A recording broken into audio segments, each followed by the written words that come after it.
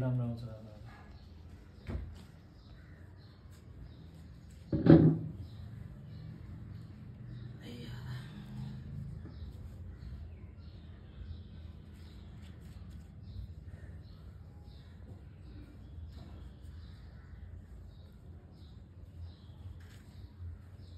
हामीले पूजा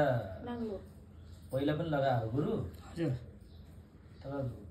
अब हजुरको जस्तो चाहिँ स्टाइलिसहरू कसैको थिएन कि त्यो पूजा त लाउन आए सबै त्यो गुरु नै आउनु थियो हरेर मन्दिरबाटै ए आउँदै उहाँ चाहिँ छिटो गरेर हिँडिहाल्ने कि त्यसरी हुँदैन पूजा पनि त्यस्तो हुन्छ मैले भनिदिएको गुरुलाई किन तपाईँ आत्तिनु भएको होइन होइन अब यहाँ भ्याएर अन्त पनि जानुपर्ने तिनचोटि आउनु भयो उहाँ तर हुन्छ नि त्यो त हजुरहरूलाई पनि राम्रो लाग्दैन जुन सङ्कल्प गर्नु भनेर आइदिएको हुन्छ त्यही चिज अब सिद्ध गरेपछि त हजुरहरूलाई पनि खासै होइन र भन्नु त मलाई पर्दैन मैले त्यो एउटा मेरो काम परेको थियो अनि एउटा त्यहाँ म गएँ क्या अनि एउटा ब्राह्मणलाई मैले लिएर गएँ अनि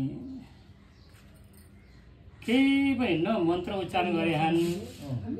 न कुनै उपदेश पनि गरे पनि छैनन् है अनि मैले गुरुजीलाई फोन गरेर भने यो तपाईँले के सिकाएको भने क्या मैले हो नि त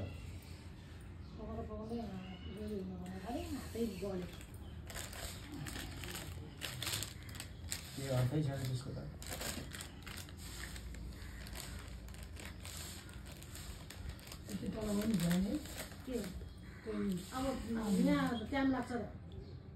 के भन्दा आलु छिटै आउनु त्यो 16 आउँछ नि